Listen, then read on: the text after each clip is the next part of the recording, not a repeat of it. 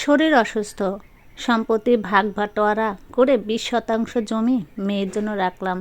ছেলেরা এতে নারাজ বলল, ওর জন্য জমি রাখার কি দরকার, ও তো মেয়ে। বললাম, তোমরা যেমন আমার ছেলে, ও তো আমার মেয়ে, তোমাদের দিব, ওকে দিব না? বাবা, ওর বিয়েতে তো তুমি যথেষ্ট দিয়েছ, 3 লাখ টাকার মতো জিনিস দিয়েছিলে, আর তোমাদের দিলাম 20 গুণ। ছেলেরা আর কিছু না বললেও মনে মনে আমার প্রতি রাগ পোষণ করলো। আমি ভ্রুক্ষেপ করলাম না।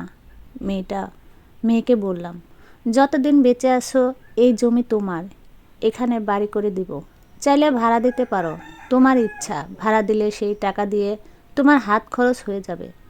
বলতে পারবে তোমারও নিজস্ব একটা বাড়ি আছে। সব মেয়েদের শখ থাকে নিজস্ব একটা বাড়ি হবে। তোমার মায়েরও ছিল। মেয়ে আবেগ আপ্লুত হয়ে আমার জড়িয়ে ধরে কাঁদল।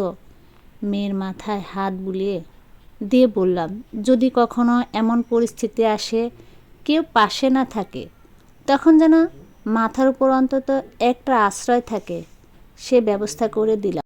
মেয়ে হওয়া এত সহজ না। জন্মের পরে নাক কান ফোরানোর ব্যথা সহ্য করতে হয়, প্রতি মাসে বিশেষ দিনগুলোতে ব্যথা সহ্য করতে হয়, একটু বড় হইলে 1000টা বিয়ের প্রস্তাব রিজেক্ট করে নিজের পায়ে দাঁড়ানোর চেষ্টা চালিয়ে যেতে হয়, নিজের পরিবারকে ছাড়তে হয়, নিজের পরিবারকে ছেড়ে অন্য পরিবারে গিয়ে খুব কম সময়ে অ্যাডজাস্ট করে নিতে হয়।